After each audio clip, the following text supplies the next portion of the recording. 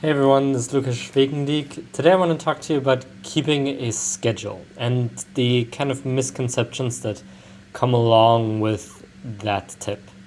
Many people think that keeping a schedule is like a very, how do I best say this? Very anal retentive trick to being more productive. They plan everything in their day, they really try to regiment their schedule and stick to it like militantly, and it just ends up with a lot of pressure. And when I give this tip to clients, I get the complaint a lot that it just removes the freedom. It removes spontaneity. It removes being in the moment. But that's only when you use this wrongly. Now, personally, I think keeping a schedule is one of the best productivity tips you can have. It helps you to organize your time, to be in control of your time, and therefore helps you to make the most out of your time. And that can be easily seen by when you don't have anything planned. When nothing's really going on, most of us waste time. We watch Netflix, we play video games, and we don't even do that consciously, we do that passively. And that's the worst part about this. If you're intentionally playing video games to relax or intentionally watching a Netflix show to calm down after a long day of work, that's brilliant. There's nothing wrong with that. The problem is when it's the 8th episode when you wanted to watch 2, or the 3rd hour of your video games when you wanted to play for 1 hour, or the extra piece of cake when you only wanted to eat half of one. It's that uncontrolledness that's the problem. And in terms of time, in terms of your day-to-day, that happens with empty space, with things that aren't planned. Now, I want to talk a bit more about this because this can be a really good tip and tool for you to use if you use it as a tool. Many people become subservient to their schedules. They put a schedule out and then they have to follow it. Then it's their thing to do. The schedule reigns supreme. And they have to be like, yes, my lord, schedule. I will follow you. I'll do my best. Yes, my lady. I'm so sorry. Let me do what I intended to do.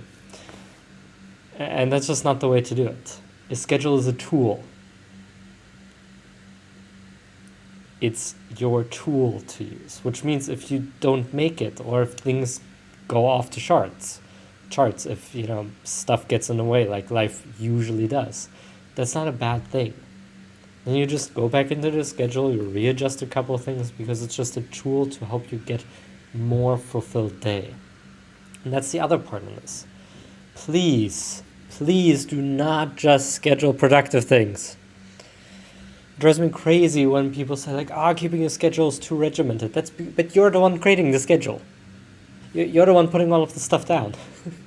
No one told you that you had to put 8 hours of work followed by 4 hours of studying, followed by 4 hours of skill learning, followed by sleep on your schedule. That's stupid.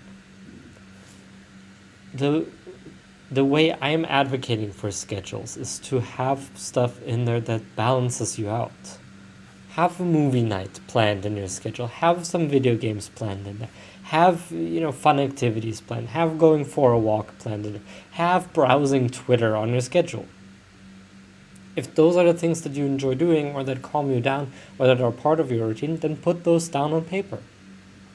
The only difference that it makes to putting it down on paper is that you still remain in control.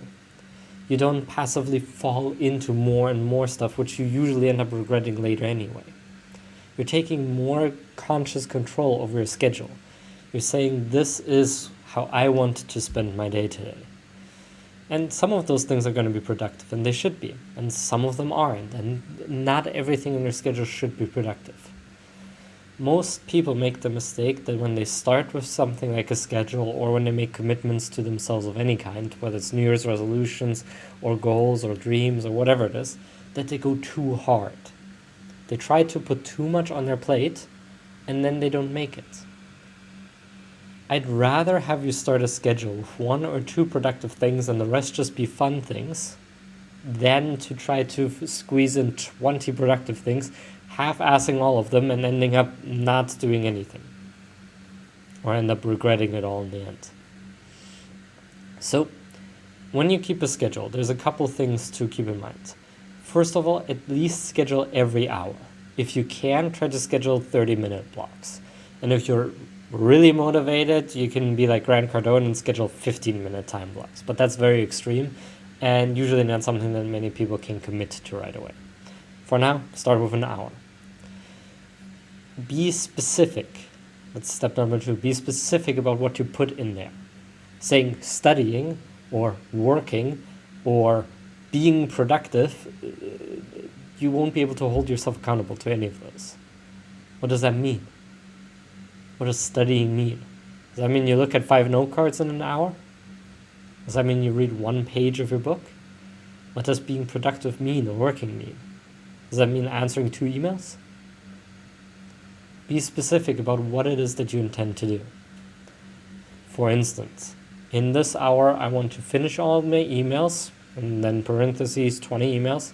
I want to write 1 post, I want to record a video, and I want to read a little bit in my self-improvement book, for instance. Or I want to spend an hour of writing on my book, or I want to spend 30 minutes preparing for meetings, and then the other 30 minutes answering emails. It doesn't matter what it is, but be specific about how you segment that hour. Tip number 3 then is to not take it too seriously if you don't make it. There's a very fine line between taking it seriously enough and taking it too seriously. You have to try. You have to be serious enough to really give it a good effort. Not 100%, but saying, you know what, I tried. I really did. As long as you can say that, that's serious enough. But if you get so serious that you blame yourself, that you say, oh, I know I couldn't do it, oh, this sucks, why did I even try, I never get anything done, that's way too serious. That's way too far off the other end. Again, the schedule is a tool, which means if you don't make it, you're learning.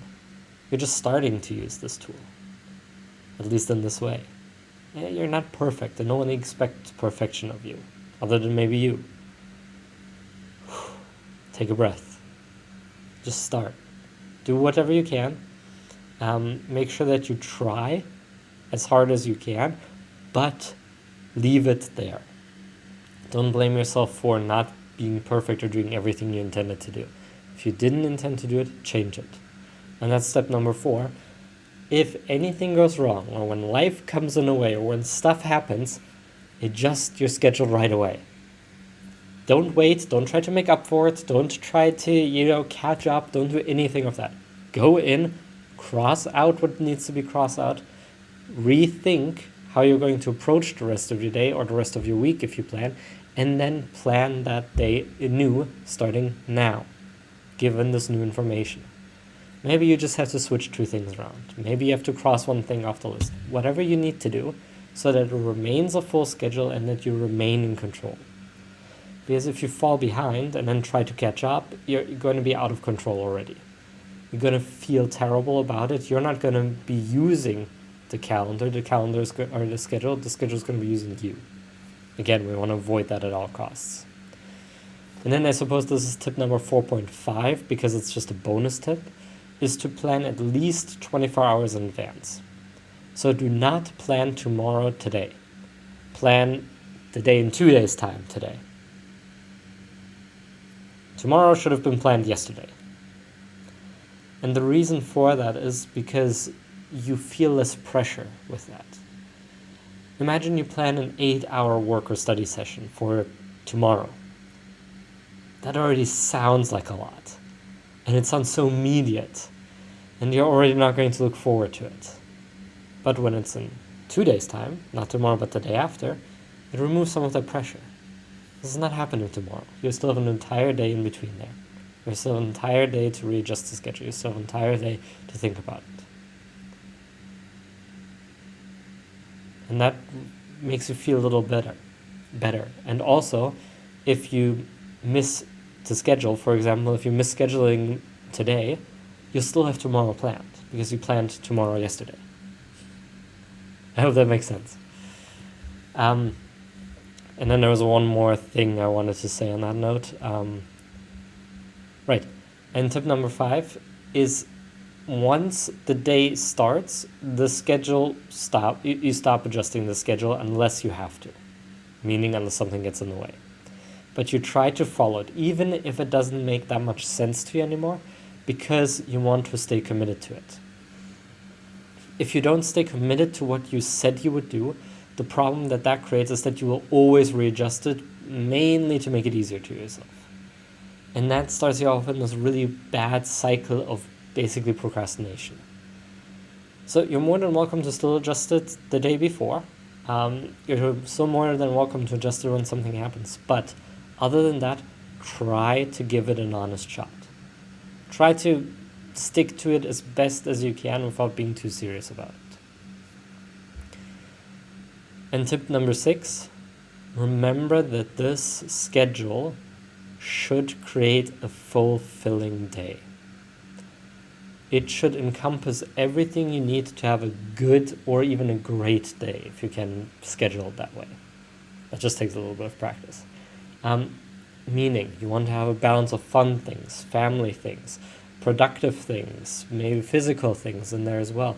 You want to have time for your hobbies, for your activities. You want to make sure that you spend enough time on everything every single day. If you can't do that, for whatever reason, let's say you only plan to go to the gym 3 times a week instead of 7 times a week, then make sure that you try to plan as much of the week as possible and fit in everything in there. You want to create a balanced schedule that fits you, and that's going to be unique. So you're going to have to trial and error some things, which is why tip 5 was to actually give it a shot, otherwise you'll never get any results that you can then reference and replan and readjust for the future. And there's one more that I was just thinking of. I can't remember right now. Plan your time. Have fun, keep it balanced, put in a good effort, plan your week.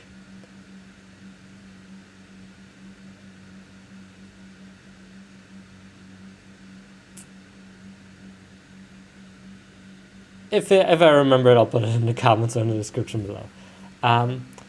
You want to make it, I guess, a good way to, or a good tip on the sideline, so this is, I guess, 6.5, is to only schedule in like 60 to 90 minutes of productive time and then schedule a 10, 15, 30-minute rest period. And then you schedule another activity time. It's called the Pomodoro Technique. It works. There's psychological evidence on this. There's plenty of books that talk about working hard and resting. Please try that out. It should be no more than 90 minutes of consistent work without a break. Now, if you're too busy or your work doesn't allow it, take a 5-minute break, go to the bathroom, go for a short walk, get a glass of water, whatever it is that you can do. If you can't take longer breaks, take more shorter breaks. Take a 1-minute break every 45 minutes or every 30 minutes. But you want to give some real rest in there. Oh, now I remember it. Tip number 7, review. Right? Review your day. Did this work? Did this make you feel fulfilled? Was this a good day? What needs to change? What do you need to plan more in the future? Do you need to plan more rest time? Do you need to plan more productive time? Do you need to plan more fun activities, more family time? What was missing on that day? And what worked really well? Adjust it. Really spend at least 10 minutes every evening to think about how your day went. There's a book that I have right here. It's called The Prosperous Coach, and it's a basic book for all coaches to read. And in the book, it says that talking to a lamppost for an hour a day would basically make life coaches pointless if people were just to do that. And the main point of that is that you not just need to review. You just need to look back at your day. You need to look back at your week, and you need to spend that time. And if just 10 minutes a day is going to be enough for you to get really far ahead in life. It sounds stupid, but you know more than you think you do. And you know what to do. You're just not taking the time to give those thoughts some room to exist. So please take that time. I think scheduling your time is one of the most productive or most high performance habits you can add to your day-to-day. And I would highly, highly recommend it.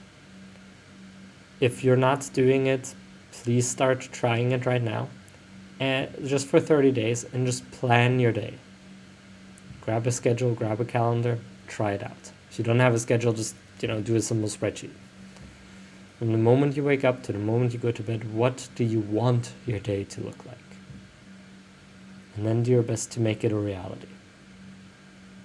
When you do that, over time, you'll get better and better at really scheduling it. You'll have a more balanced life, and you'll get way more done, even if you plan a lot of fun times in there as well. Because most of productivity comes from having high energy, which comes from balanced life. But what that balance is for you, you'll have to figure that out. Start here, collect some data, do some trial and error, and make your life a lot better. Thank you for watching. I hope this helps you out. I'll see you in the next video.